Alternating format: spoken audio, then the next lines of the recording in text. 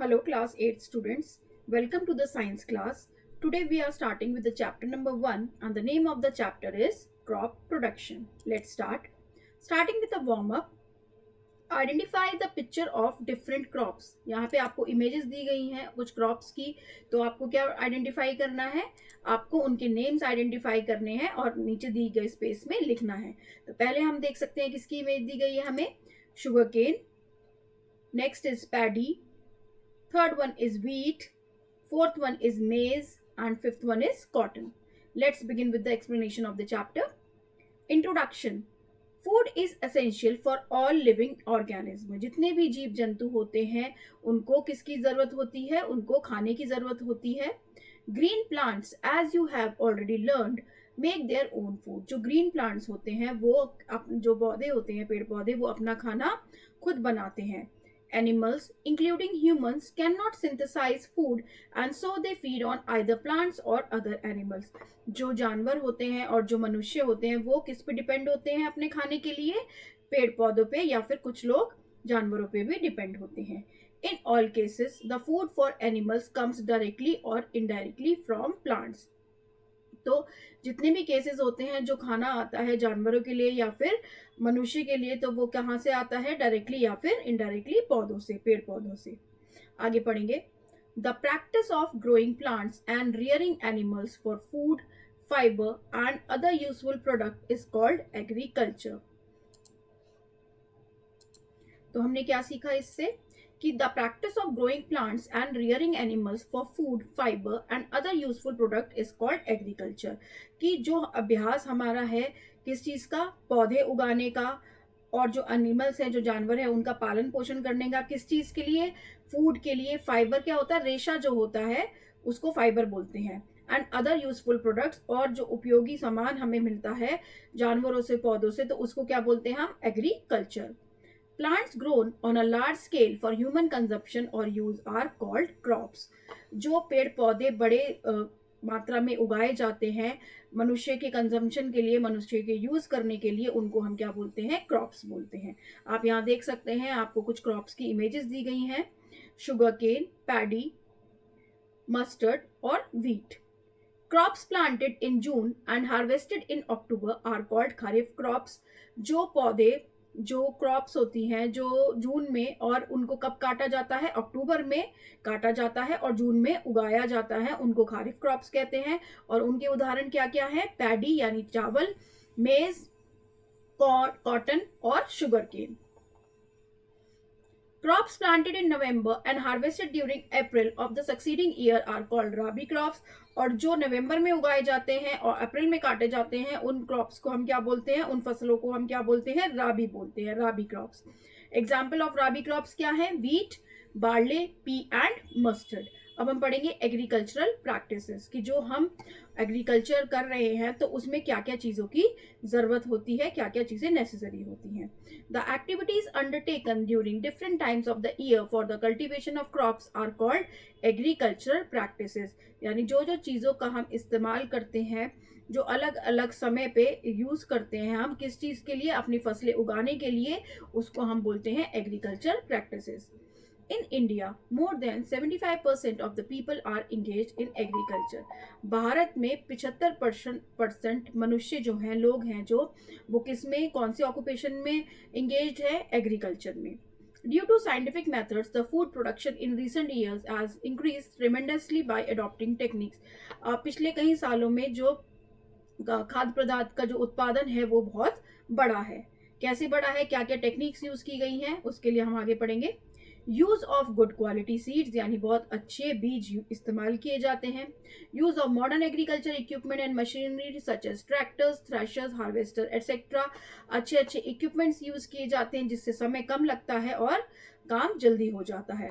Good quality manures, fertilisers and pesticides, ताकि हमारी फसल सही रहे, खराब ना हो और उसमें फर्टिलिटी अच्छी हो. रिलायबल वेदर फोरकास्ट कि मौसम का कैसा अनुमान लगाना सही तरीके से कि बारिश होने वाली है या नहीं होने वाली है, ये बहुत ज़्यादा सूखा पड़ने वाला है, तो वो भी हम एक मॉडर्न टेक्निक्स में आता है. In our country, the advancement in agriculture has been brought about by the Green Revolution initiated in the 1960s. हमारे देश में जो प्रगति हुई है एग्रीकल्चर में, तो वो कब से हुई है? वो 1960 से हुई है. फैक्ट फाइल पढ़ेंगे. Organic farming of crop cultivation employs biological methods of fertilisation and pest control as substitutes for chemical fertilisers and pesticides.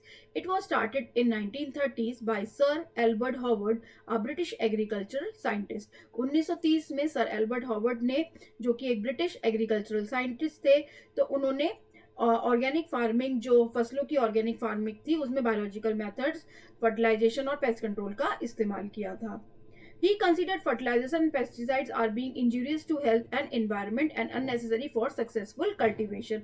उन्होंने ये बोला कि जो भी हम इस्तेमाल करते हैं फर्टिलाइजर्स है और जो भी पेस्टिसाइड्स हैं, तो उन्होंने बोला कि वो हमारी फसलों के लिए हानिकारक होते हैं. उन्होंने उसका इस्तेमाल नहीं किया, मना किया उन्होंने करने के लिए, और उन्होंने बोला कि ऑर्गेनिक फार्मिंग करनी चाहिए हमें.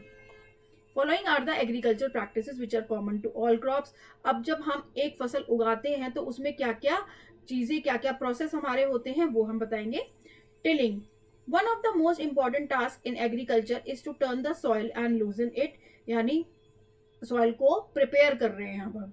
This allows the root to penetrate freely and deeper. और इससे क्या होता है, जो जड़ें होती हैं वो आसानी से अंदर तक क्या करता है, सॉइल उसको पकड़ लेता है, मिट्टी उसको जकड़ लेती है. The loose soil allows the root to breathe easily even when they are deep and they in turn secure the plant more firmly. वो क्या करती हैं, जड़ों को अच्छे से पकड़ लेती हैं. The loose soil also aids the growth of worms and microbes present in the soil. वो are friends of the farmer since they aid in further turning and loosing the soil. The preparation of soil for sowing of crop involves the following 3 steps. तो ये तो हमने बताया कि first process क्या होगा, tilling होगा, जिससे क्या होगा कि जो हमारा सॉइल है वो लूजन अप हो जाएगा, और क्या होगा कि जो भी हमारी रूट्स है वो उसको पकड़ लेंगी. तो उससे क्या होता है कि जो वर्म्स और माइक्रोब्स होते हैं जो कि मिट्टी में प्रेजेंट होते हैं, जो कि फार्मर के दोस्त हैं, क्योंकि वो क्या करते हैं, वो जो सॉइल को लूज करने में मदद करते हैं और क्या करते हैं, उससे ग्रोथ अच्छी होती है. आप देखेंगे प्रिपरेशन ऑफ सॉइल्स जब करते हैं तो उसमें कौन कौन से 3 स्टेप आते हैं. Ploughing. The process of loosing and turning of the soil is called ploughing और tilling. This is done using a plough. ये प्लो की मदद से किया जाता है. प्लोज किसकी मदद से बने हुए होते हैं, वुड या फिर आयरन की मदद से. दीज आर बुलक ड्रॉन और ट्रैक्टर ड्रॉन. तो ये क्या करते हैं, ये या तो जो बुलक होते हैं वो चलाते हैं वो, या फिर ट्रैक्टर से वो करते हैं ताकि हमारा जो सॉइल है वो लूज हो जाए. फिर आता है levelling. Levelling. After ploughing the big chunks of soil are broken in and the soil is pressed down lightly with the leveller. Leveller की मदद से उसको क्या कर दिया जाता है, समथल कर दिया जाता है. This process is called levelling. और समथल करने के, जो मिट्टी को समथल करने के प्रोसेस को लेवलिंग कहा जाता है. It packs in loose soil and prevent soil erosion. इसकी मदद से क्या होता है कि सॉइल इरोजन नहीं होता. It also helps to distribute water evenly over the field. और इसकी मदद से पूरे ही हमारा जो फील्ड होता है, जो खेत होता है, उसमें पानी आसानी से हर जगह पर पहुंच जाता है. If the soil is not levelled water can accumulate in little pits. अगर हम सॉइल को लेवल नहीं करेंगे, मिट्टी को समतल नहीं करेंगे, तो क्या होगा, छोटे छोटे गड्ढों में पानी भर जाएगा. A leveler like a plow can be driven by animals or a tractor. तो इसमें लेवलर की मदद ली जाती है, जो कि एक इक्विपमेंट है जिससे क्या होता है, जो क्या या तो एनिमल्स चलाते हैं या फिर ट्रैक्टर चलाता है. इसके बाद आता है मैन्योरिंग का process. Manuring. Manuring refers to the process of adding organic matter such as animal waste or compost to soil to improve its fertility and structure. Manure का क्या काम होता है, manure जो होता है तो हम वो क्या करते हैं, उससे हम सॉइल की फर्टिलिटी को बढ़ाते हैं. और मैन्योर को हम क्या कहते हैं, मैन्योर को कहते हैं खाद. तो खाद डालते हैं हम किस लिए, ताकि जो हमारा सॉइल है वो फर्टिलिटी उसकी इंप्रूव हो जाए और अच्छी खेती हो. Unless we replenish these nutrients periodically, the soil will become barren and infertile. अगर हम इस तरीके की चीजें इस्तेमाल नहीं करेंगे तो हमारा जो खेत है वो क्या बन जाएगा, बंजर बन जाएगा, और वो उसमें कोई भी अच्छा सा क्रॉप प्रोडक्शन नहीं होगा. ये तो हुआ, हमने अपनी मिट्टी तैयार कर ली. अब हम आते हैं नेक्स्ट टॉपिक पे, वो है सिलेक्शन ऑफ सीड्स, यानी जो बीज का सिलेक्शन, हमें बीज को कैसे चूज करना है कि कौन सा हमारे फील्ड के लिए कौन सा बीज सही रहेगा। To obtain a good crop farmers have to procure the right kind of seeds. जो फार्मर होते हैं, जो किसान होते हैं, उनको सही तरीके की बीज की क्या करना होता है, पहचान होनी चाहिए और उसको उनको सही तरीके की सीड्स को सेलेक्ट करना चाहिए अपने खेत के लिए। Seeds used for growing crops are not ordinary seeds. जो खेती करने के लिए बीज इस्तेमाल किए जाते हैं वो एक नॉर्मल बीज नहीं होते हैं। For example, seed selection for wheat involve several steps to ensure high quality seeds for planting. अगर हमें गेहूं का बीज लेना है तो उसमें बहुत सारे स्टेप्स हमें फॉलो करने पड़ते हैं जिससे कि हमारी जो प्लांटिंग हो वो अच्छी हो। Great care is taken to obtain healthy seeds of a desired variety. It is also ensured that the seeds are free from the seeds of weeds. Weeds क्या होते हैं, जो छोटे छोटे से क्या होते हैं, कीड़े मकोड़े हो जाते हैं। तो फिर उसकी वजह से क्या होता है कि जो उसके अंदर जो भी हम सीड चूज कर रहे हैं तो उसके अंदर वीड नहीं होना चाहिए। तो क्या होगा, उससे उससे हमारे जो सीड्स होंगी वो फर्टाइल रहेंगी और उनकी ग्रोथ अच्छी रहेगी। आगे पढ़ेंगे सोइंग के बारे में। सोइंग क्या होता है? Sowing is the process also known as planting into the soil. Good quality seeds are very expensive, hence farmers have to ensure the most seeds that are sown germinate. तो क्या होता है कि जो अच्छी सीड्स होती हैं, जो अच्छे बीज होते हैं वो बहुत महंगे होते हैं। तो महंगे होने की वजह से क्या होता है कि फार्मर्स को ध्यान रखना पड़ता है कि ये अगर मैं इसको ग्रो कर रहा हूँ तो ये जर्मिनेट हो, यानी ये आगे अच्छी फसल में कन्वर्ट हो जाए। एक्टिविटी जोन देखेंगे। A test for defective seeds, यानी कैसे पता कर सकते हैं कि ये सीड्स खराब है। Seed germination test, objective to determine the availability and germination rate of a seed sample. आपने एक बीज का सैंपल लिया और आपको क्या करना है, उसकी जर्मिनेशन रेट सही है या नहीं उसको डिटरमाइन करना है, उसको एनालाइज करना है। Take a bucket half filled with water, put some seeds in it before sowing. आपको क्या करना है, एक बाल्टी में आधा पानी भरना है और उसके अंदर कुछ बीज को डाल देना है उगाने से पहले। You will find that a few seeds will float on water. आप देखेंगे कुछ तो पानी में तैर रही हैं, whereas others will settle down, और कुछ नीचे डूब गई हैं। The defective seeds are lighter, hence will float on water. जो खराब हैं वो ऊपर तैरेंगी। These seeds should be rejected, इन सीड्स को नहीं लेना चाहिए। The seeds which settle down are healthy and can be use for sowing. और जो नीचे बैठ गई हैं, जो डूब गई हैं, वो हेल्दी सीड्स हैं और वो सोइंग के पर्पस में हेल्प करेंगी। Interpretation, low germination rate less than 50% indicate potential defective seed lot, high germination rate greater than 50% suggest a healthy seed lot. Now आगे पढ़ेंगे। Seeds have to be sown at a proper depth. They need water, air and warmth to germinate. तो क्या चाहिए, seeds जो भी हम उगाते हैं तो उसको गहराई जो होती है उसकी वो प्रॉपर होनी चाहिए। तो क्या क्या चाहिए होगा उनको ग्रोथ करने के लिए? They need water, air and warmth to germinate. Germinate करने के लिए, उगने के लिए उनको क्या क्या चाहिए? वाटर, एयर और गर्माहट प्रॉपर अमाउंट में। Tilling circulates air into the soil. और टिलिंग से क्या होता है कि जो हवा होती है वो मिट्टी में फैल जाती है। Farmers sow seeds at a time when the weather is warm enough for the seeds to germinate. और जो किसान होते हैं वो इस चीज़ का ध्यान रखते हैं कि सारी वेदर कंडीशंस एप्रोप्रिएट होनी चाहिए सीड्स को ग्रो करने के लिए। Once the seeds are sown, they need a certain amount of water. जब हमने सीड्स को मिट्टी में दबा दिया है तो उनको एक थोड़ा सा अमाउंट चाहिए होता है पानी का। Very little or excess of water damages the seed. अगर बहुत कम देंगे तब भी वो खराब कर देगी बीज को, और ज्यादा देंगे तब भी वो खराब कर देगी सीड्स को। Excess of rain can cause water logging the fields. और अगर ज्यादा बारिश हो जाएगी तो क्या होगा, फील्ड में पानी भर जाएगा।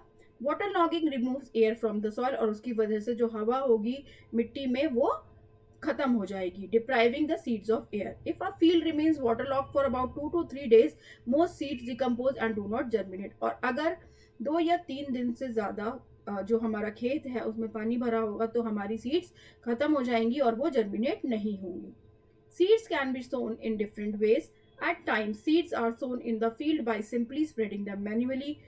आप बीज को सिंपली क्या कर सकते हैं, अपने हाथ से स्प्रेड करके भी आप उसको उगा सकते हैं।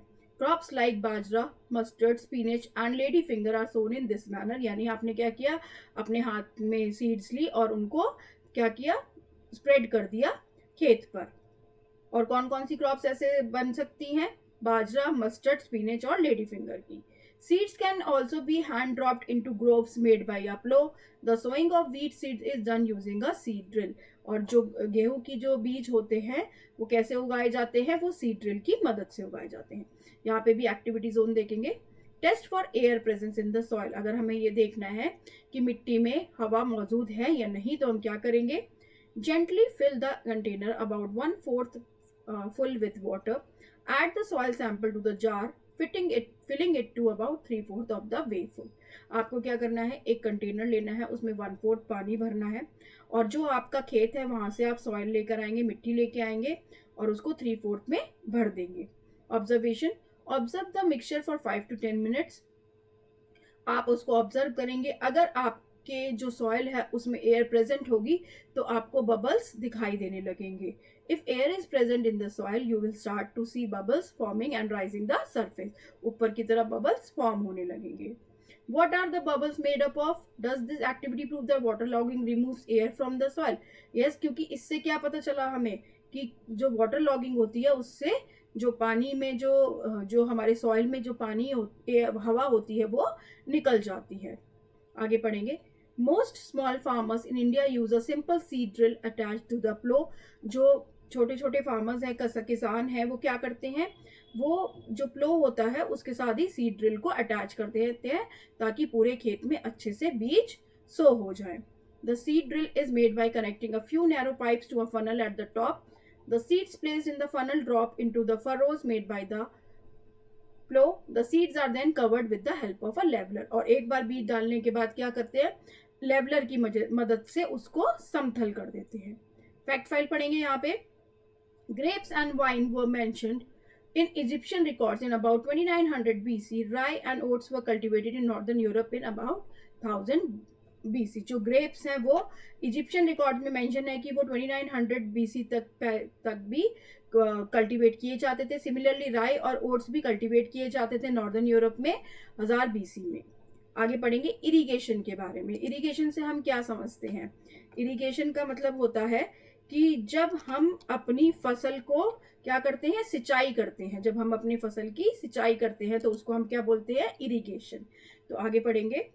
All living beings need water to live. जितने भी जीव जंतु होते हैं उनको पानी की आवश्यकता होती है अपना जीवन व्यापन करने के लिए।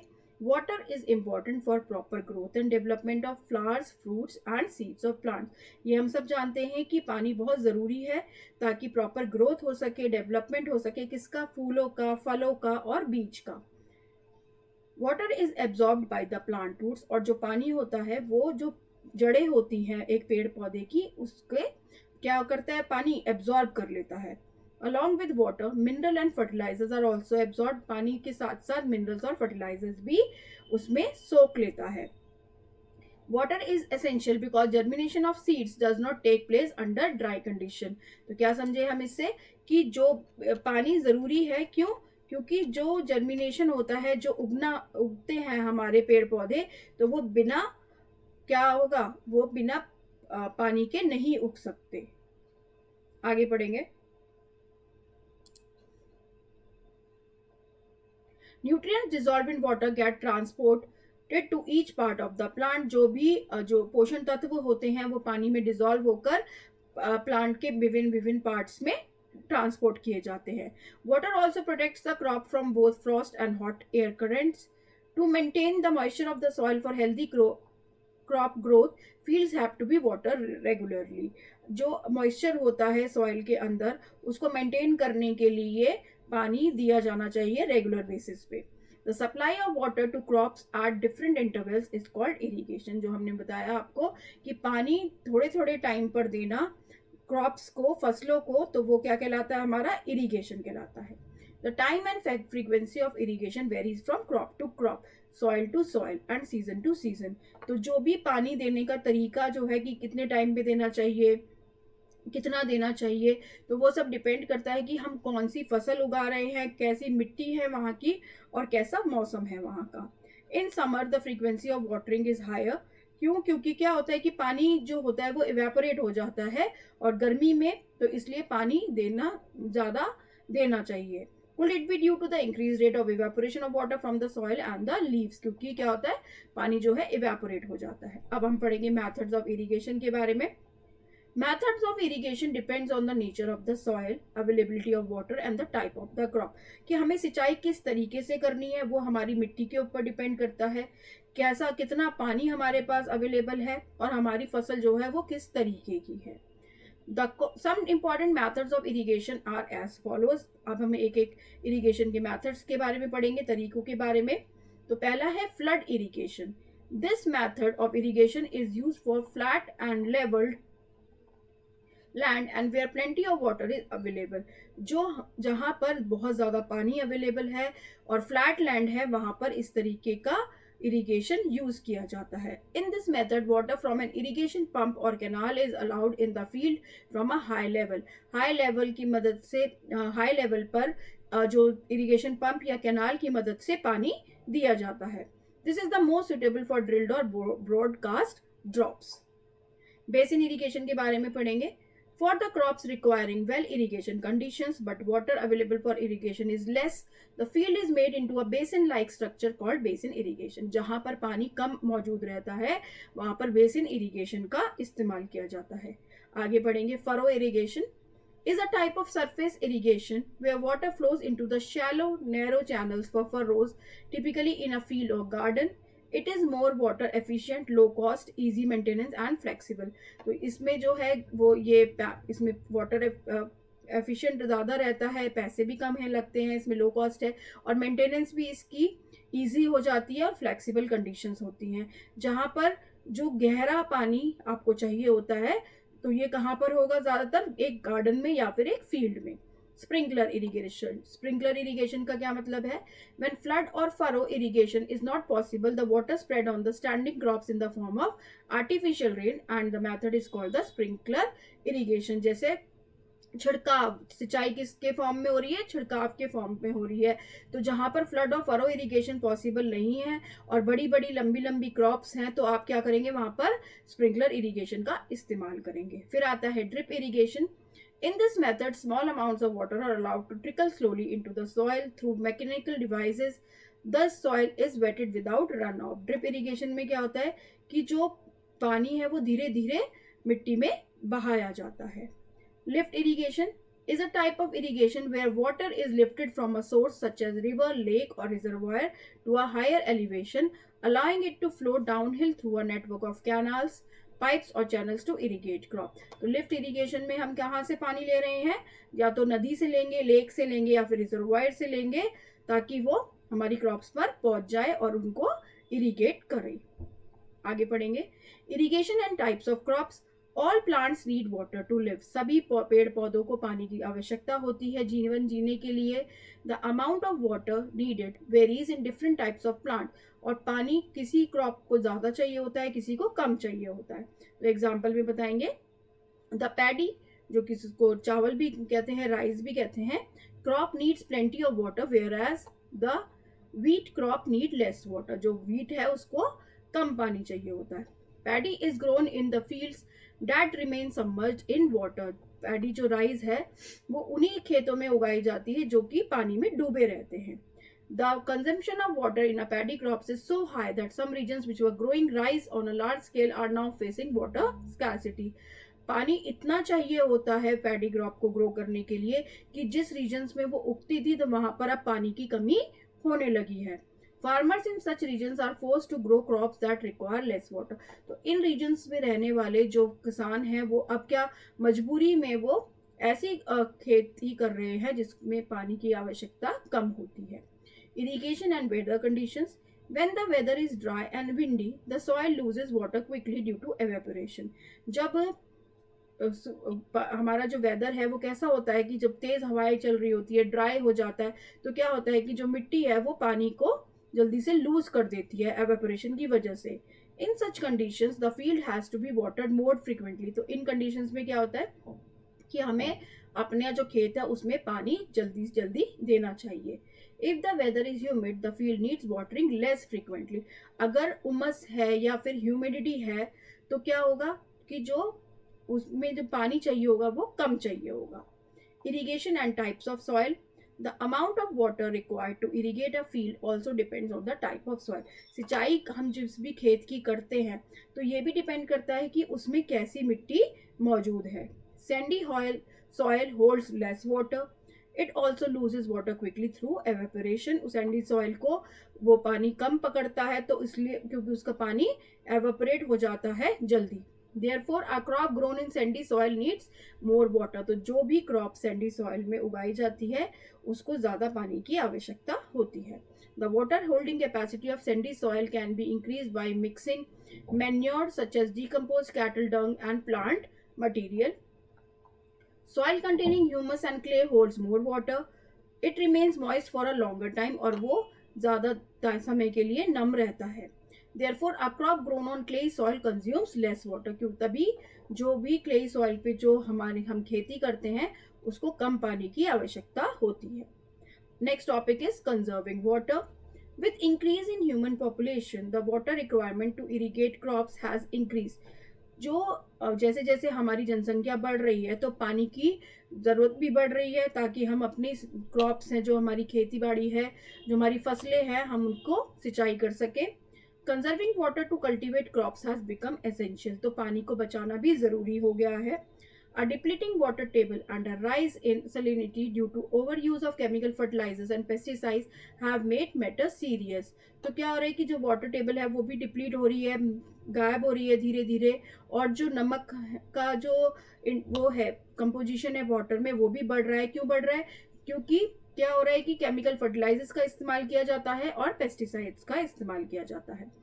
In areas where rainfall is low and groundwater is scarce, local people have used simple techniques to replenish the water. जहाँ पे बारिश कम है और ग्राउंड वाटर भी कम है तो वहाँ पे जो लोकल जो लोग होते हैं उन्होंने सिंपल टेक्निक्स यूज़ की है। क्या टेक्निक्स यूज़ की है उन्होंने? In many regions of India the tank system is the backbone of agriculture. तो उन्होंने टैंक बनाने शुरू कर दिए हैं।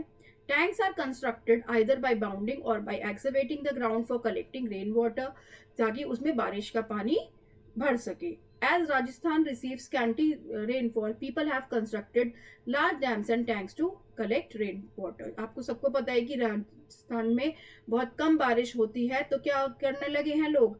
वहाँ पे बड़े बड़े डैम्स और टैंक्स बनाने लगे ताकि बारिश का पानी उसमें स्टोर हो सके। At the end of the monsoons, water from these sources is used to cultivate crops. तो इससे क्या होगा कि ये जो पानी है वो हम हमारी जो क्रॉप्स है उसको उगाने के काम में आ जाएगा। Similar system have been developed in other parts of the country और अलग अलग जगह पर भी इस तरीके के सिस्टम डेवलप किए जा रहे हैं। These are the जल तलाइस in the Uttar Pradesh, Haveli system in Madhya Pradesh, आहर इन बिहार एंड सुरंगम इन केरला। तो ये सब क्या है? ये सब वाटर को कंजर्व करने के अलग अलग प्रोसेसेस हैं। Next topic is check dams. Check dams are built to collect rain water by preventing the water from flowing away. Check dams बनाए जाते हैं ताकि बारिश का पानी इकट्ठा किया जाए। The water in a check dam percolates deep into the ground and increases water levels in the wells in the regions. Farmers in the desert region of Rajasthan have benefited by constructing check dams. अब यहाँ पे check dam की image भी देख सकते हैं, और जो किसान हैं जो राजस्थान में रहते हैं उनको काफ़ी फायदा मिलता है चेक डैम्स बनाने से। आगे पढ़ेंगे सॉइल फर्टिलिटी के बारे में। Soil has taken million of years to form. It supports all kind of land plant. जितने भी हमारे ज़मीन पर लगने वाले पेड़ पौधे हैं उन सबको जो सॉइल है जो मिट्टी है वो बहुत सपोर्ट करती है। The top soil contains most of the plant nutrients. और बहुत जो हमारा सॉइल का टॉप मोस्ट पार्ट होता है वो उसमें बहुत ज़्यादा पेड़ पौधे के लिए पोषण तत्व होता है। Plant depends on these nutrients for their growth and survival. और अपनी ग्रोथ के लिए प्लांट इस पर डिपेंडेंट होते हैं। In nature the fertility of soil is continuously being renewed. Soil organisms such as bacteria and fungi continuously degrade the remain of plants and animals and turn them into simpler substances. Most of these substances are plant nutrients. और वो किस में convert कर देते हैं उसको? Simpler substances में जो कि प्लांट न्यूट्रिएंट होते हैं, यानी जो पेड़ पौधों के लिए पोषण तत्व होते हैं। These substances mix with the soil and make it fertile, और वो मिट्टी के साथ मिल जाते हैं और जो हमारी जो सॉइल है उसको उपजाऊ बना देते हैं और फर्टाइल बना देते हैं।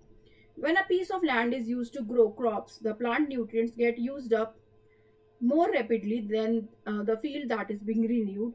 After each crop, the field has lesser amount of nutrients left in it. Farmers have to take certain steps to maintain soil fertility.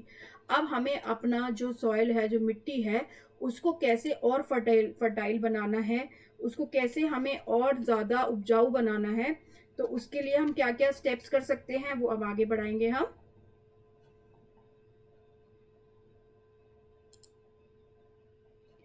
Adding manure and fertiliser, आप इसमें क्या क्या ऐड कर सकते हैं अपनी सॉइल को फर्टाइल बनाने के लिए। मैन्योर यानी खाद ऐड कर सकते हैं और फर्टिलाइजर्स ऐड कर सकते हैं। The substance which are added to the soil in the form of nutrients for the healthy growth of plants are called manures and fertilisers. जो कि पेड़ पौधों की ग्रोथ के लिए, हेल्दी ग्रोथ के लिए न्यूट्रिएंट्स की फॉर्म में ऐड किया जाता है, उनको हम क्या बोलते हैं, मैन्योर्स और fertilisers. Soil supplies mineral nutrients to the crop, जो मिट्टी होती है वो फसलों को क्या सप्लाई करती है, मिनरल न्यूट्रिएंट्स सप्लाई करती है। These nutrients are essential for the growth of plants, और ये बहुत ज़रूरी होता है एक पेड़ पौधे की ग्रोथ के लिए। In certain areas farmers grow crop after crop in the same field, और बहुत सारे एरियाज में किसान एक के बाद एक क्रॉप को उगाते रहते हैं एक ही खेत में।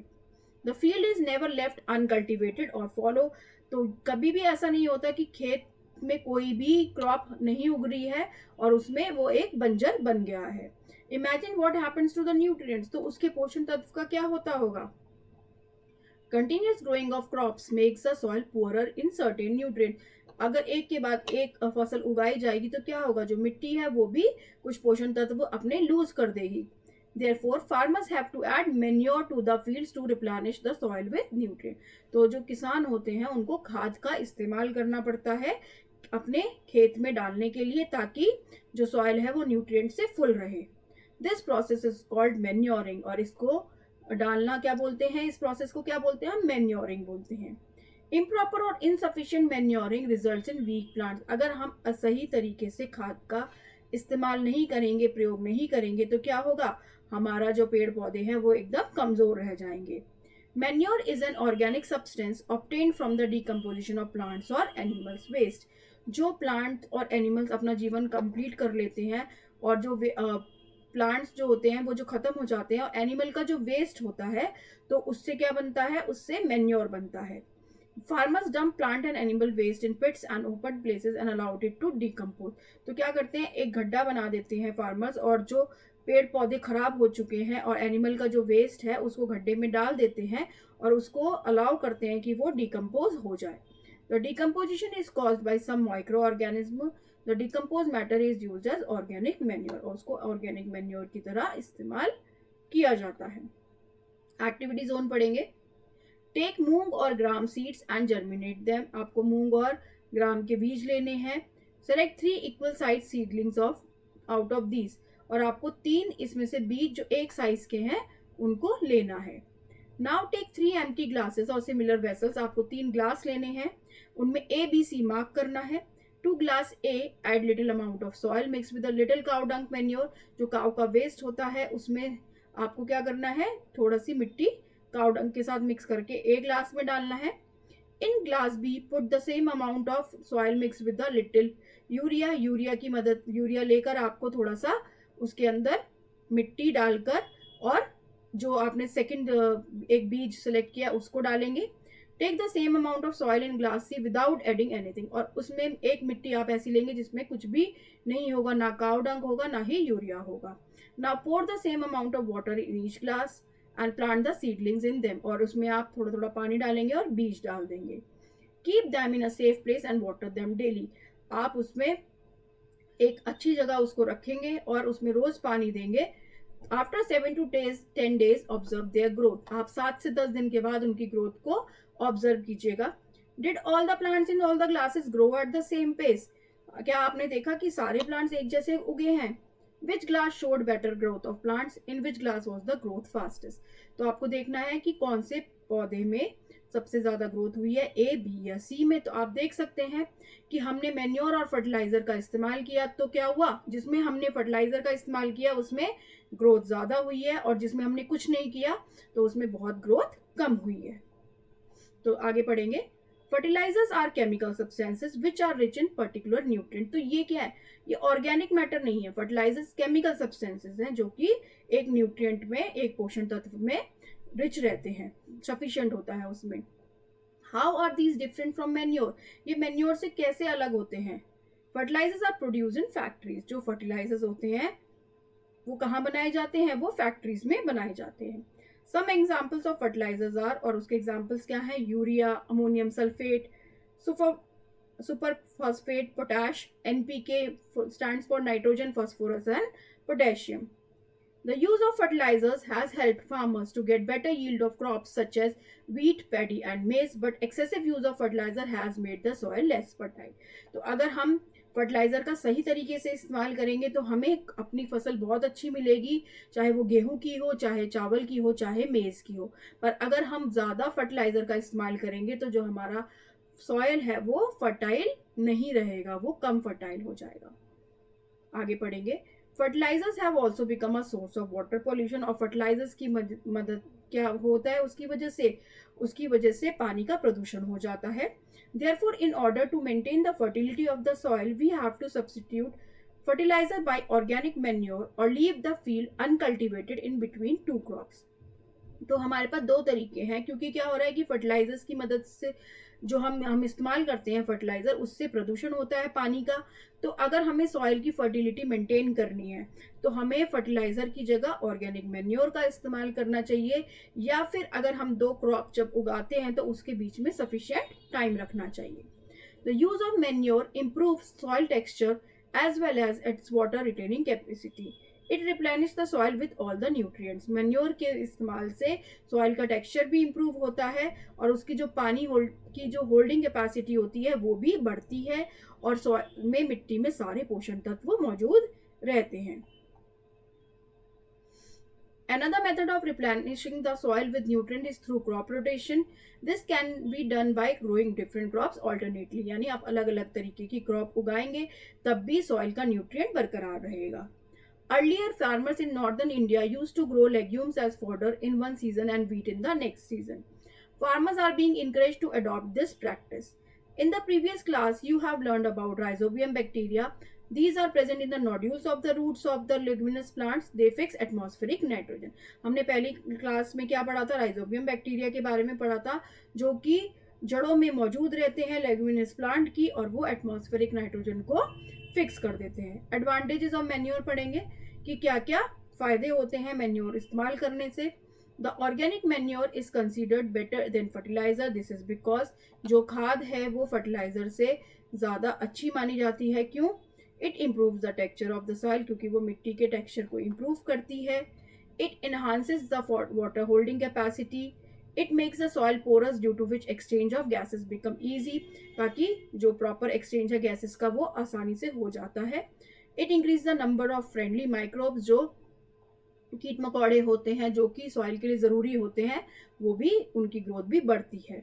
Manures are a natural renewable resources that promote sustainable agriculture practice. तो वो नेचुरल तरीका है तो इसलिए वो अच्छा है। अब हम यहाँ पे देखेंगे difference between fertilizer and manure. Fertilizers क्या बताए थे हमने? Fertilizers are made from synthetic chemicals that provide specific nutrients like nitrogen, phosphorus and potassium.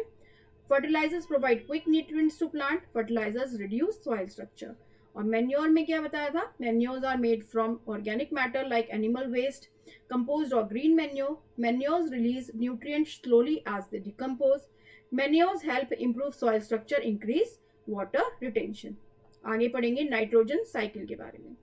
Plants and animal tissue and animal waste, excreta and urine contain nitrogen in the form of nitrogenous compound. When such organic material mixes with soil, the decomposers, mainly soil fungi and bacteria, break down the organic matter and convert it into nitrate molecules. तो जब इस तरीके का जो organic material है वो मिट्टी के साथ मिक्स हो जाता है तो फिर वो क्या बनाता है? वो नाइट्रेट मॉलिक्यूल्स बनाता है, और इस प्रोसेस को हमने क्या बोला है? नाइट्रीफिकेशन. तो आप यहाँ पर इमेज देख सकते हैं नाइट्रोजन साइकिल की. आगे देखेंगे. Nitrates are easily soluble in water and are absorbed by the roots along with the water. Some of the nitrate is converted into the nitrogen gas or nitrous oxide gas and returned to the atmosphere. जो nitrates होते हैं वो पानी में अच्छे से soluble हो जाते हैं, dissolve हो जाते हैं और वो जो भी जड़ें होती हैं उसको absorb कर लेती हैं पानी के साथ. और कुछ नाइट्रेट जो बचते हैं तो वो नाइट्रोजन गैस या नाइट्रस ऑक्साइड में कन्वर्ट हो जाते हैं और हमारे जो एटमॉस्फेयर है उसमें घुल जाते हैं. This process is carried out by another type of bacteria and is known as denitrification. और ये जो अलग तरीके के बैक्टीरिया के इस्तेमाल से इसका प्रोसेस का यूज किया जाता है जिसको डीनाइट्रिफिकेशन कहते हैं. Nitrogen fixation. Plants of the bean family कौन सी होती है? जो लेगुमिनस प्लांट्स होते हैं. और लेगुमिनस क्या प्लांट्स किसको बोलते हैं? जो फलीदार पौधे होते हैं उनको लेगुमिनस प्लांट्स बोलते हैं. जैसे कि gram, peas and cluster beans absorb nitrogen gas from the atmosphere. वो क्या करती है? नाइट्रोजन गैस जो होती है जो हमारा वातावरण है उससे एब्जॉर्ब कर लेती है and convert it into nitrogen compounds called nitrates. और नाइट्रोजन कंपाउंड्स में उसको कन्वर्ट कर लेती है जो कि नाइट्रेट्स कहलाते हैं. और किसकी मदद से? With the help of the bacteria that live in their roots in special type of structures called root nodules. root nodules में जो बैक्टीरिया प्रेजेंट रहते हैं उनके साथ वो कंबाइंड कर लेती है. आप ये देख सकते हैं यहाँ पे ये रूट नोड्यूल्स की इमेज दी गई है. The plant receives nitrates from the bacteria living in its roots and the bacteria receives food from the plant. जो पौधा होता है उसको नाइट्रेट मिलता है बैक्टीरिया से जो कि जड़ में मौजूद रहता है और बैक्टीरिया को खाना मिलता है कहाँ से? पेड़ पौधे से. This type of relationship where both the organism living together benefit from each other is known as symbiosis. इस तरीके का जो रिलेशनशिप है जिसमें एक दूसरे से उनको कुछ ना कुछ फायदा मिल रहा है उसको हमने बोला है symbiosis. After harvesting, when the roots decompose, the nitrates present in the root nodules mix with the soil and enrich it. जब हार्वेस्टिंग होती है, हार्वेस्टिंग का मतलब जब हम पौधे को काट देते हैं तो क्या होता है कि जो रूट्स हैं वो डिकम्पोज हो जाती हैं और जो नाइट्रेट्स हैं रूट नोड्यूल्स में वो मिट्टी के अंदर मिल जाते हैं और उसकी फर्टिलिटी को एनरिच करते हैं. Some bacteria living in the soil also fix nitrogen gas from the air as nitrates. और जो बैक्टीरिया जो मिट्टी में मौजूद है वो भी नाइट्रोजन गैस को फिक्स कर देते हैं. The process of fixing nitrogen directly from the air is known as nitrogen fixation. तो इस प्रोसेस को हमने क्या बोला है? Nitrogen fixation. एक्टिविटी जोन देखेंगे. Test for the presence of bacteria. हम बैक्टीरिया की प्रेजेंस है इसमें या नहीं वो कैसे पता कर सकते हैं? Pull out a pea plant along with the roots from a field. आपको खेत में से एक मटर का पौधा निकालना है उसकी जड़ समेत. Wash the roots with clean water and observe the roots. आपको क्या करना है? रूट्स को वॉश करना है. Wash the roots with clean water and observe the roots. आपको क्या करना है? रूट्स को क्लीन करना है और आपको ऑब्जर्व करना है. क्या नोटिस किया आपने? What do you notice? You will find that many small outgrowths on the roots that these are called nodules. आप देखेंगे कि रूट्स में छोटा छोटा कुछ पोर्शन बाहर निकल रहा है और उसको हमने क्या बोला है? नोड्यूल्स बोला है. What do they contain? उनके अंदर क्या होता है? These nodules contain nitrogen fixing bacteria called rhizobium. इनके अंदर नाइट्रोजन को फिक्स करने का एक बैक्टीरिया होता है जिसका नाम क्या होता है? राइजोबियम होता है. With the help of a blade, cut these nodules into very thin slices. इनको बहुत पतले पतले टुकड़ों में आपको काटना है. Put one slice on a slide and observe it under a microscope. और माइक्रोस्कोप के अंदर आपने देखना है इसको. आपको क्या दिखेगा? छोटे छोटे बैक्टीरिया दिखेंगे. These are rhizobium bacteria which fix nitrogen in the soil. Next topic पढ़ेंगे वीड्स. वीड्स क्या होते हैं? Weeds are unwanted flowering plants. आपने खरपतवार का नाम सुना है, वो होते हैं वीड्स. तो वीड्स का क्या काम? वीड्स एक अनवांटेड फ्लावरिंग प्लांट्स होते हैं, मतलब इनको कोई उगाया नहीं जाता, कोई बोया नहीं जाता, ये अपने आप ही उग जाते हैं. They compete with crops for water, soil, nutrients, light and space and thus reduce the crop yield. ये क्रॉप के साथ साथ इनकी भी रिक्वायरमेंट ये होती है कि ये पानी चाहिए, इन्हें मिट्टी चाहिए, न्यूट्रिएंट्स चाहिए, लाइट चाहिए और स्पेस चाहिए. तो इसकी वजह से जो हमारी खेती का जो प्रोडक्शन होता है वो भी कम हो जाता है. They are highly adapted plants nature has provided weeds with a number of features that help them spread easily, और ये आसानी से फैल सकते हैं। देयर सीड्स जर्मिनेट अर्लियर, और उनकी सीड्स बहुत जल्दी जर्मिनेट हो जाती हैं। देयर सीडलिंग्स ग्रो फास्टर, और उनकी जो बीज होते हैं वो भी जल्दी उगते हैं। दे फ्लावर अर्लियर, उनमें फूल भी जल्दी खिलते हैं। Form seeds in large number and the seeds mature ahead of the crop दे इन्फेस्ट, और जो बीज होते हैं वो भी बहुत जल्दी उसमें ग्रो करते हैं, बहुत ज़्यादा जल्दी बढ़ते हैं। Water, wind and animals including human beings disperse the seeds of weeds far and wide. पानी की मदद से भी और हवा की मदद से भी और इवन जानवरों की मदद से और मनुष्यों की मदद से भी जो वीड्स के सीड्स होते हैं, जो बीज होते हैं, ये दूर दूर तक फैल जाते हैं। In non-irrigated fields, wheat compete with the crop for water.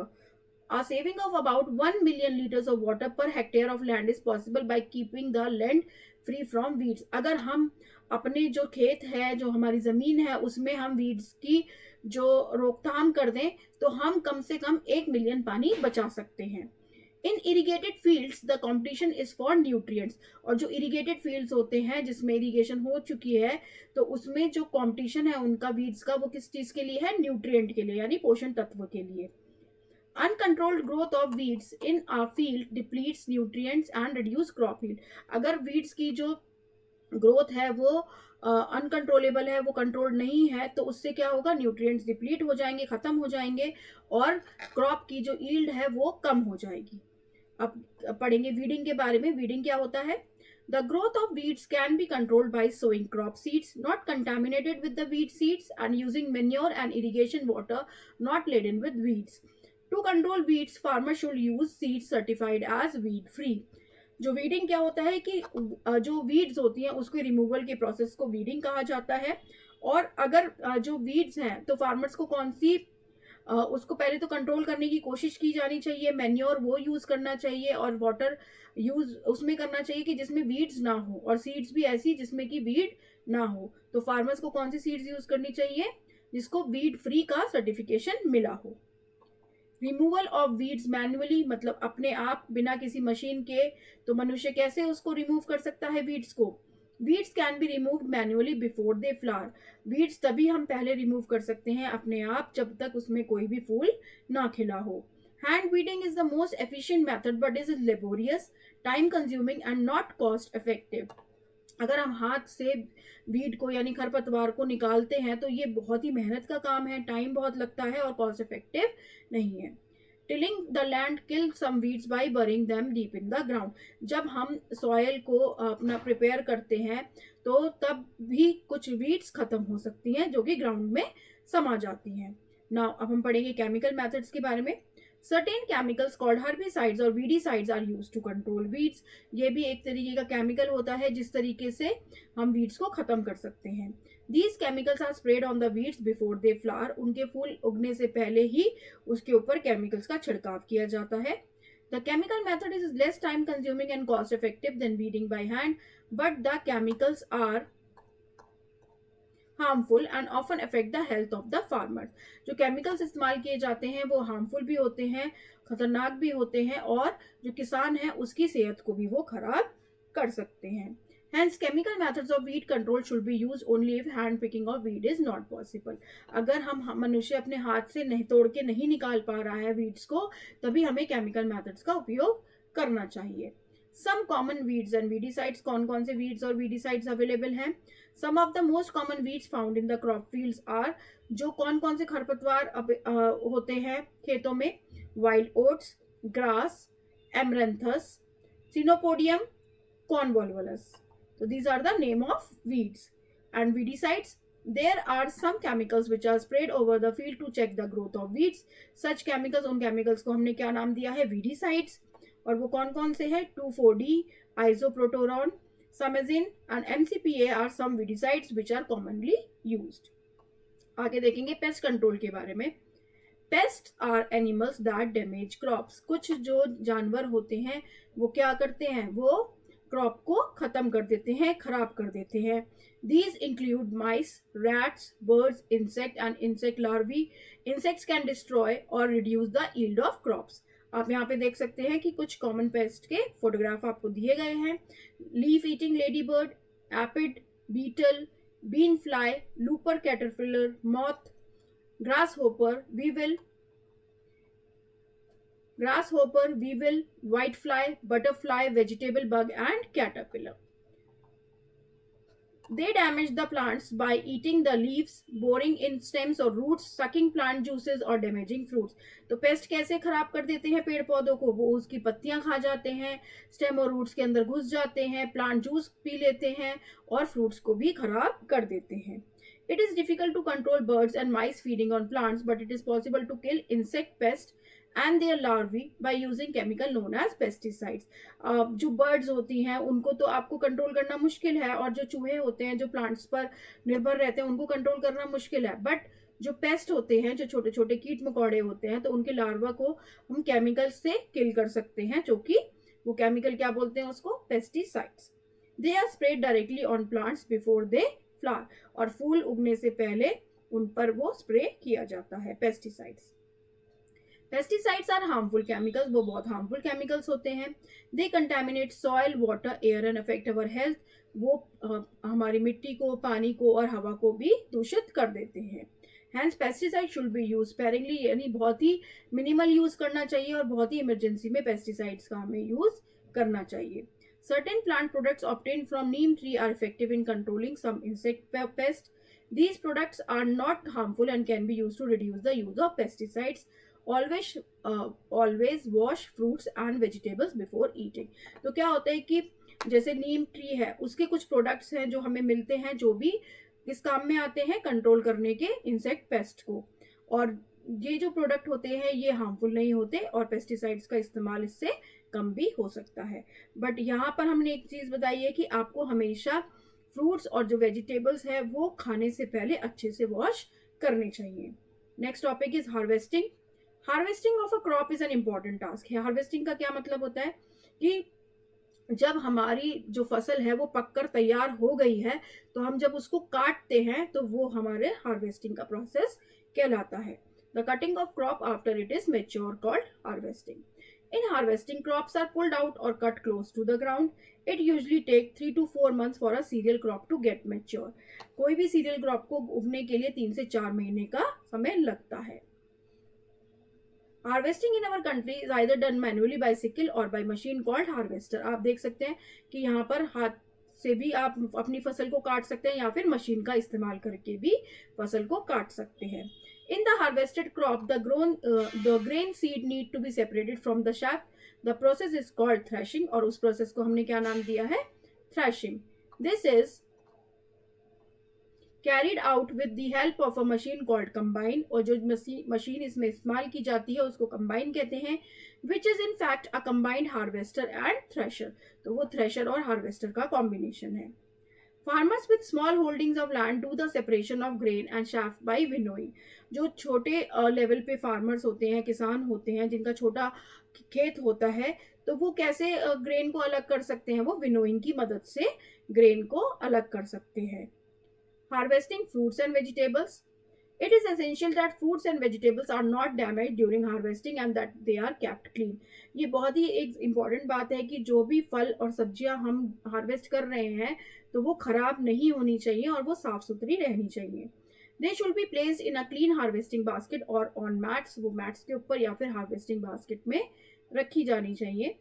Dirty and damaged fruits and vegetables spoil quickly. और अगर गंदे हैं और कुछ फ्रूट्स खराब हो चुके हैं तो वो और भी जल्दी सड़ जाएंगे. They have a short self life. उनकी खुद की जो लाइफ होती है वो कम होती है. Fruits and vegetable should be wasted before storage. वो जो भी हम अपने घर में जब स्टोरेज करते हैं फ्रूट्स एंड वेजिटेबल्स की, तो हमें उनको साफ करके रखना चाहिए. Storage of agriculture produce.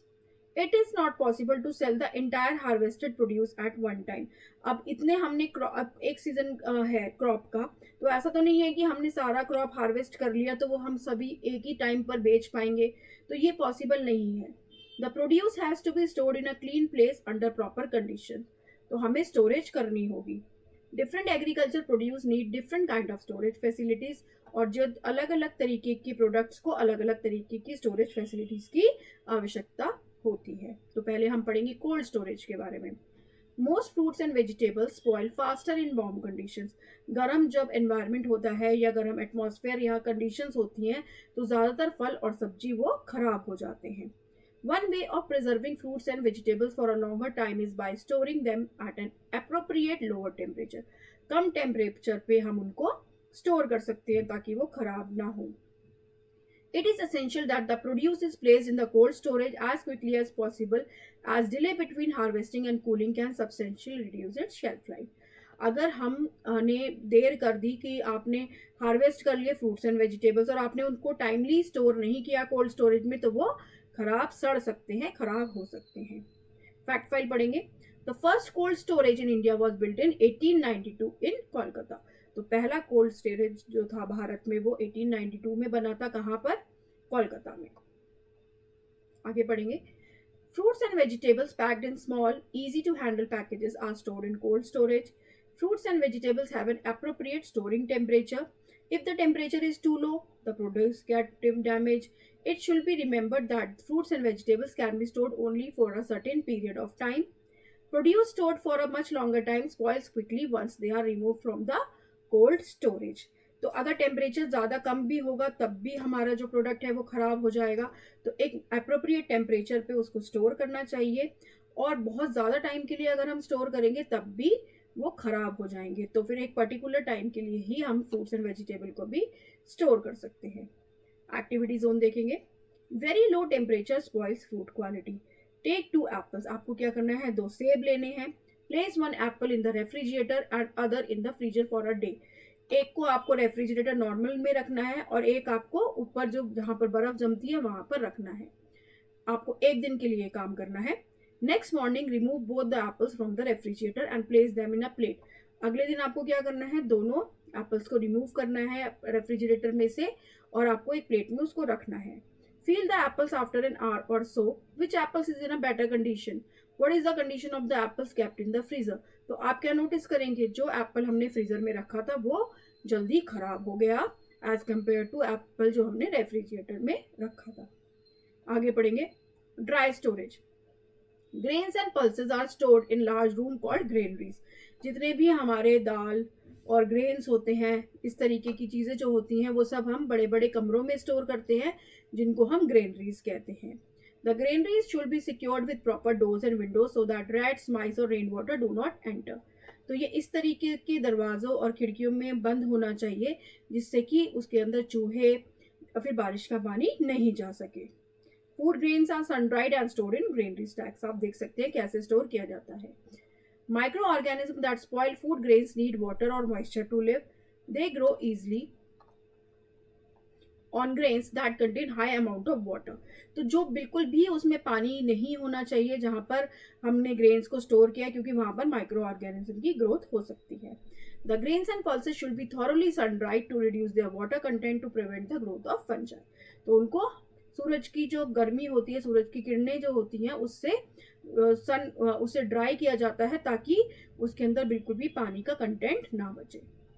Next topic पढ़ेंगे। Food from animal sources.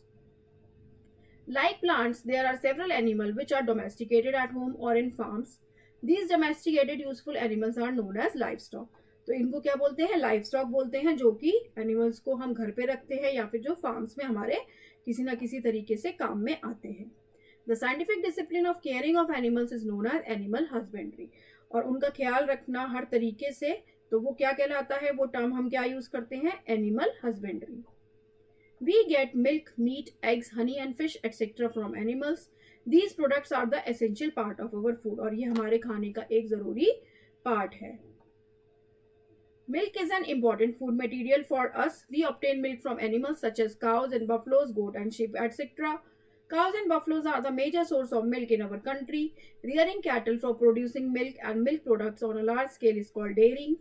Milk, ghee, curd, cheese, butter, khoya and ice cream etcetera are some dairy products. तो इन्होंने बताया कि जो दूध है वो हमारे फूड मटेरियल का एक इम्पॉर्टेंट हिस्सा है और हमें काऊ, बफलो, गोट और शिप से दूध मिलता है। और काऊ और बफलो जो है हमारे देश में वो मेजर सोर्स ऑफ मिल्क है और मिल्क प्रोडक्ट्स भी बनते हैं और मिल्क को मिल्क भी प्रोड्यूस होता है और मिल्क प्रोडक्ट्स भी बनते हैं, तो उस प्रोसेस को हम डेयरिंग कहते हैं। और प्रोडक्ट्स कौन कौन से होते हैं? Milk, ghee, curd, cheese, butter, खोया और आइसक्रीम। आगे पढ़ेंगे। Some of the high milk yielding breeds of cows are Sindhi Red, Jersey, Karen, Swiss, Holstein, etc. ये सब क्या है? ये जो गाय जो होती हैं जो बहुत अच्छे अमाउंट में दूध देती हैं, उनके नाम हैं Sindhi red, Jersey, Karan, Swiss, Holstein etcetera. The high milk yielding breeds of buffalo in our country are, और जो हमारे देश में जो बफलो है, जो भैंस है, उसकी हाई मिल्क यील्डिंग कैटेगरी कौन कौन सी होती है? महसाना, नीली, नागपुर, जाफराबादी एंड मुर्रा। आगे पढ़ेंगे। Poultry and eggs. Hens, ducks and geese are known as poultry. They are reared on farms for their meat and eggs. उनका क्यों पालन पोषण किया जाता है? किस चीज के लिए किया जाता है? उनका पालन पोषण किया जाता है मीट और एग्स के लिए। Eggs are nutritious and rich in proteins, vitamins and minerals. Turkeys are also reared for their meat. Turkey को भी के मांस के लिए रियरिंग की जाती है। Birds are also prone to several viral and bacterial disease. जो चिड़िया होती हैं वो भी कुछ ना कुछ वायरल और बैक्टीरियल डिजीज से प्रोन रहती है, यानी उनको भी जल्दी से उसका इन्फेक्शन लग जाता है। They should be vaccinated to protect them from certain common disease. और उनको इंजेक्शन से वैक्सीनेशन दी जानी चाहिए ताकि वो इन बीमारियों से बचे रहे। Sick birds must be quickly separated from the healthy bird. जो बीमार जो चिड़िया हैं, उनको, पक्षी है जो भी, तो उनको अलग कर देना चाहिए जो कि बर्ड्स हेल्दी हैं उनसे। आगे पढ़ेंगे। बर्ड फ्लू और एवियन फ्लू। बर्ड फ्लू और avian flu is a disease that is caused by a kind of virus that affects domestic poultry such as chickens and turkeys. People who came in contact with the infected birds may contract the disease. तो जो लोगों को उन birds में contact में आते हैं उनको भी वो डिजीज हो सकती है। A bird can get bird flu that from another bird by coming into close contact with its infected feces, secretion और saliva. तो वो ये ट्रांसमिट हो सकती है एक दूसरे से। कैसे? सलाइवा की मदद से भी एक दूसरे में ये ट्रांसपोर्ट हो सकती है ये disease. Symptoms of bird flu in human beings. मनुष्य में अगर बर्ड फ्लू हो जाता है तो उसके क्या सिम्टम्स होते हैं? Fever, sore throat, muscle ache, headache, letharginess, eye infection, breathing problems and chest pain. Precautions क्या रख सकते हैं अगर बर्ड फ्लू हुआ है, ना हो किसी को भी, तो उसके लिए हमें क्या प्रिकॉशंस रखने चाहिए? नेवर ईट अनकुक्ड और अंडरकुक्ड पोल्ट्री प्रोडक्ट्स, कि जो खाना पका हुआ नहीं है या अच्छे तरीके से पका हुआ नहीं है, जो पोल्ट्री प्रोडक्ट्स हैं जैसे एग या मीट जो हैं, तो वो नहीं खाना चाहिए। Always wash kitchen surfaces and knifes that have come in contact with uncooked meat. जो भी अगर सही ढंग से पका हुए खाने में जो आपने अगर नाइफ या फिर चाकू या फिर किसी और चीज़ का इस्तेमाल किया है तो उसको अच्छे से क्लीन अप कर देना चाहिए, वॉश कर देना चाहिए। Avoid touching surfaces that could have been contaminated by bird saliva, faeces और यूरिन। और आपको उन चीज़ों पे जहाँ पे चिड़िया का यूरिन है या फिर सलाइवा आया है तो उस चीज़ को छूने से बचना चाहिए। Stay away from the live bird markets और places where they might be infected poultry. जहाँ पर बहुत सारे पक्षियों का मार्केट जो होता है तो वहाँ से हमें दूर रहना चाहिए, क्योंकि हो सकता है कि किसी ना किसी पक्षी कोई भी बीमार हो सकता है वहाँ पर। Fish and other seafoods. A large population of our country depends on fish and other seafoods like prawns and shrimps. Fish is a rich source of proteins. Fish में बहुत ज़्यादा प्रोटीन होता है, विटामिन्स होते हैं और फैट्स होता है। Rearing of fish artificially in tanks and ponds is known as pisciculture. आप देख सकते हैं यहाँ पर उनको रखा जाता है, जो भी मछलियाँ होती हैं उनको रखा जाता है और उस जो पॉन्ड में रखा जाता है, टैंक्स में रखा जाता है, और उनके पालन पोषण करने को क्या बोलते हैं? पिसी कल्चर बोलते हैं। आगे पढ़ेंगे। Most states have a fishery department. The departments of fisheries supplies eggs of fresh water fish and fish food to people who want to rear fish in tanks and ponds. तो जो ये रखना चाहते हैं, रियरिंग करना चाहते हैं, उनको वो फ्रेश वाटर फिश और उसको वो प्रोवाइड करते हैं। The fishery departments have developed fast growing varieties of fish. Fish culture is a profitable occupation, और एक प्रॉफिटेबल ऑक्यूपेशन है। The fish reared in the ponds is harvested at proper time intervals and sold in the markets to fishery department of the government. तो जो भी harvest हो, जब वो proper इसके बाद मतलब यूज़ करने के लिए तैयार हो जाती हैं जो मछलियाँ, तो वो या तो बाज़ार में बेचने के लिए जाते हैं या फिर जो फिशरी डिपार्टमेंट है सरकार का उसको दे दी जाती है। आगे पढ़ेंगे। एपीकल्चर, रियरिंग ऑफ बीज आर्टिफिशियली इज कॉल्ड एपीकल्चर। जो मधुमक्खियों का पालन पोषण करते हैं तो उनको हम क्या बोलते हैं, उस प्रोसेस को हम क्या बोलते हैं, एपीकल्चर बोलते हैं। Honey produced by bees is a valuable source of food. It is also use for making certain medicine. Bees waxes are use to make cosmetic. जो शहद होता है वो दवाइयों बनाने में भी काम में आता है और एक वो अच्छा सोर्स है कार्बोहाइड्रेट का, फूड का। और जो बीज वैक्स होती है, जो उसमें शहद के छत्ते में जो वैक्स होती है वो भी कॉस्मेटिक बनाने के काम में आता है। फैक्ट फाइल पढ़ेंगे। Place a shallow container filled with concentrated sugar solution in a garden. If conditions are suitable the bees will visit the sugar container. Observe the bees from a distance. Why do bees visit the container. आप क्या कर सकते हैं कि एक इसमें experiment कर सकते हैं। एक कंटेनर के अंदर आप चीनी का सॉल्यूशन रख सकते हैं एक गार्डन में, और अगर कंडीशंस प्रॉपर रहेंगी तो जो मधुमक्खियां हैं वो शुगर कंटेनर के पास ज़रूर आएंगी और आपको उसको दूर से देखना है। तो आपको क्यों लगता है कि वो कंटेनर के पास आई? क्योंकि उनको ये लगेगा कि जो फ्लावर में जो होता है तो वो वहाँ से शहद लेकर अपना छत्ता बनाती हैं। तो ऐसे ही उनको लगेगा कि ये शुगर सॉल्यूशन भी एक फ्लावर है में से आ रहा है। आगे पढ़ेंगे chapter summary. In order to provide food to our growing population, we need to adopt certain agriculture practices. In modern agriculture, step by step methods are, जो modern agriculture में कौन कौन से methods use किए जाते हैं? Preparation of the soil by plowing and leveling it, sowing seeds or plants at the correct depths and correct distances, manuring either by natural methods or man-made fertilizer, irrigation, that is supply of the right amount of water at the right time, weeding, which can be carried out manually or by using weedicides, protection from pests and disease by spraying pesticides and other chemicals, harvesting, threshing and winnowing, storage after drying in the sun to get rid of excess moisture. Crops can be protected from pests and disease with the help of pesticides. Maintaining the level of soil fertility is called soil improvement. Now we will discuss the glossary. Pisciculture, the rearing of fishes on large scale. Apiculture, the rearing of honeybees on large scale. Animal husbandry, breeding of good quality animals, feeding, weeding and caring of them. Fertilizers, mixing of inorganic compound. Winnowing, process of separating grains from the chaff and hay with the help of wind. हवा की मदद से हम grains और जो उसके ऊपर जो छिलका होता है उसको अलग करते हैं. Now it's time for practice. A part. Darken the correct circle in the OMR sheet है. You can see आपको एक OMR sheet दी गई है और आपको correct option को यहाँ पर dark करना है. Tilling helps to, tilling क्या मदद करती है? Make soil loose. This means B part is the correct answer. Second one, fruits and vegetables last longer when stored in. The correct answer is C part, cold storage. तो हमने यहाँ पर C को highlight कर दिया. Third one, nitrogen is used by living organism to make proteins. Proteins बनाते हैं वो, तो third में C part is the correct one. Fourth one, apiculture is the rearing of bees. This means B part is the correct one. Last one, separating the grains from chaff is called winnowing. That is A part is the correct one. Now we will do the B part, that is fill in the blanks. Seeds need dash dash and dash to germinate. क्या grow करने के लिए seeds को क्या क्या चीज़ों की ज़रूरत पड़ती है?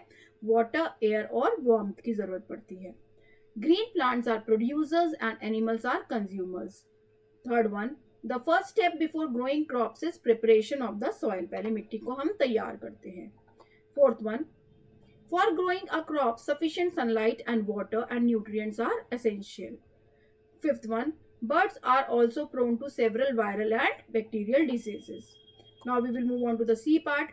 State whether the statements are true or false. जो सही है उसके आगे आपको true लिखना है और जो गलत है उसके आगे आपको false लिखना है.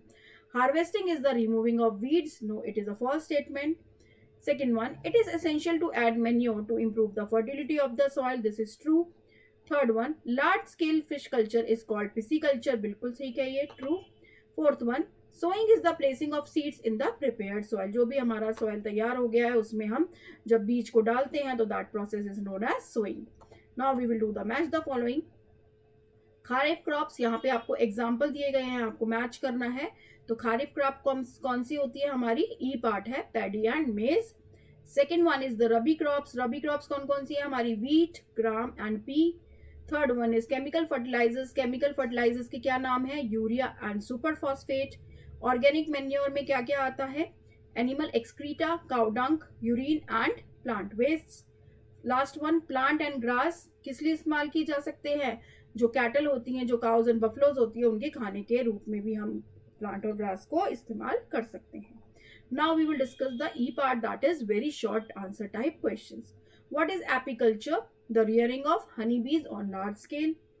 Now second one, what is weeding? जो अनवांटेड प्लांट्स होते हैं क्रॉप फील्ड्स में, उसको रिमूव करना, उसको निकालना, उस प्रोसेस को हमने कहा है weeding. What is bird flu? Bird flu को एवियन फ्लू के नाम से भी जाना जाता है। ये एक डिजीज है जो कि क्या एक वायरस की वजह से होती है, और जो डोमेस्टिक पोल्ट्री में जो चिकन्स और टर्कीज होते हैं उनको वो क्या करती है? अफेक्ट करती है। Now fourth one, how many methods are there of irrigation? तो हम पेज 8 पे देखेंगे, और यहाँ पे आपको क्या करना है? टोटल मेथड्स लिखने हैं यहाँ पर, कि जो जो मेथड्स हैं इरिगेशन में, जैसे ड्रिप इरिगेशन है, तो आपको इस तरीके के सिर्फ नाम लिखने हैं। उसमें क्या करना है? हमें नाम लिखना है।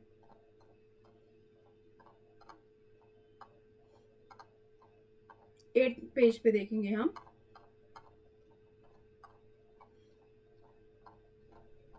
आप यहाँ पे देख सकते हैं। तो इरिगेशन, मेथड्स ऑफ इरिगेशन में आपको नाम लिखना है। फ्लड इरिगेशन लिखेंगे, और आप लिखेंगे basin irrigation, furrow irrigation, sprinkler irrigation, drip irrigation and lift irrigation. These दीज आर द नेम ऑफ, क्या है ये? टाइप ऑफ इरिगेशन, आपके टाइप ऑफ इरिगेशन है।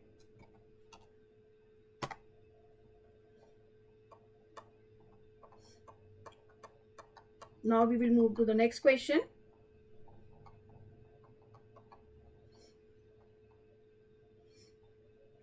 Fifth one, define the animal husbandry. Animal husbandry का क्या मतलब होता है? Breeding of good quality animals, feeding, weeding and caring of them. अच्छे जो एनिमल्स होते हैं उनको ध्यान रखना, और उनको यूज करना प्रोडक्ट्स लेने के लिए, तो वो क्या कहलाते हैं? वो कहलाती है animal husbandry. Now we will discuss the F part, that is short answer type question. How are seeds grown? तो इसका आंसर आपको कहाँ मिलेगा? पेज नंबर 7 पर। तो आप यहां देखेंगे सीड्स कैसे ग्रो की जाती हैं।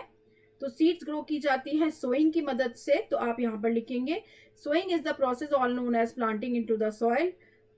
यहां से आप लिखेंगे कि seeds have to be sown at a proper depth, they need water, air and warm to germinate. तो हम क्या कर सकते हैं कि इसमें ये भी लिख सकते हैं कि जब कैसे कैसे हम सीड्स को कब और कैसे मदद से शो कर सकते हैं। जैसे कि आप ये भी लिख सकते हैं कि स्प्रेडिंग दैम मैन्युअली, कि कुछ जो वो होते हैं फार्मर्स होते हैं, वो क्या करते हैं? जो सीड्स होती हैं उनको मैन्युअली स्प्रेड कर देते हैं। और यहाँ पर आप लिख सकते हैं स्प्रेडिंग दैम मैन्युअली, और इसमें आप एग्जाम्पल भी दे सकते हैं, क्रॉप लाइक बाजरा भी दे सकते हैं। और आप इसमें दूसरा ऑप्शन भी बता सकते हैं कि seeds can also be hand dropped by grooves made by a plough. तो उससे की मदद से भी हम सीड्स को ग्रो कर सकते हैं। तो यहां से हमने हाईलाइट कर दिया, आप आंसर देख सकते हैं। Now we will move on to the next question.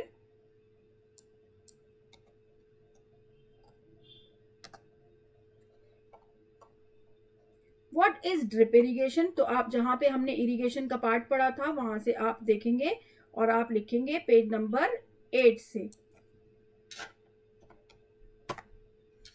Page number 8 में देखेंगे ड्रिप इरिगेशन लिखेंगे यहां से।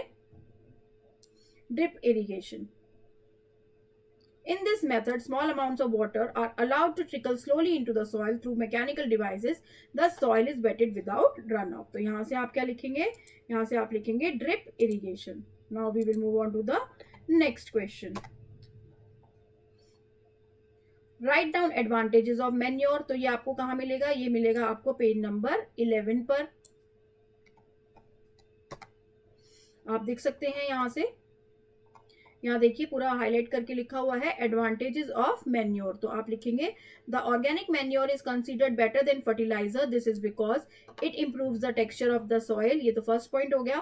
फिर आप यहाँ से लिखेंगे it इनहांसेस the water holding capacity of the soil, it makes the soil porous due to which exchange of gases become easy, it increases the number of friendly microbes, manures are a natural renewable resources that promote sustainable agriculture practices। तो यहाँ से आप ये पूरा answer अपना लिखेंगे। Now last question, what are weeds, how can you control them? तो आप इसमें लिख सकते हैं कि जो वीड्स होते हैं वो क्या होते हैं, वो अनवांटेड फ्लावरिंग प्लांट्स होते हैं, they are known as weeds, they are unwanted plants. और आप उसको कंट्रोल कैसे कर सकते हैं, आप उसको कंट्रोल कर सकते हैं वीडीसाइड्स की मदद से या फिर मैन्युअली भी हटा सकते हैं। तो आप पेज नंबर 12-13 से इसका आंसर लिखेंगे। Now we will discuss the question number G, that is long answer type questions. तो इसमें आपको इलेबोरेट करके आंसर लिखना है। First one, explain how fertilizer are different from manure. तो आप देखेंगे कि यहाँ पर हम पेज नंबर 11 पे जाएंगे और यहाँ पर हमारे पास प्रॉपर टेबल बनी हुई है differences between fertilizer and manure. तो यहाँ पर आप लॉन्ग आंसर का फर्स्ट वन लिखेंगे। Now next one, how is the soil prepared for sowing the seeds, what are the benefits of ploughing और टिलिंग।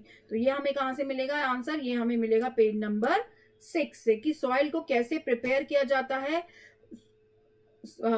उगाने से पहले। फिर आप इसमें प्लोइंग और टिलिंग के बारे में भी लिखेंगे। तो ये आपको 6 और 7 पर मिल जाएगा। Now last one, what is irrigation, describe the different methods of irrigation. ये इसका आंसर हमें मिलेगा पेज नंबर 8 पर। तो this is the last question of this chapter. Now we will discuss,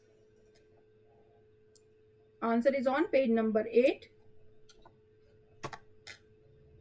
irrigation के बारे में बताएंगे पहले कि इरिगेशन क्या होता है। तो आप यहाँ पे लिखेंगे the supply of water to crops at different intervals is called irrigation. तो ये आपका हो गया इरिगेशन।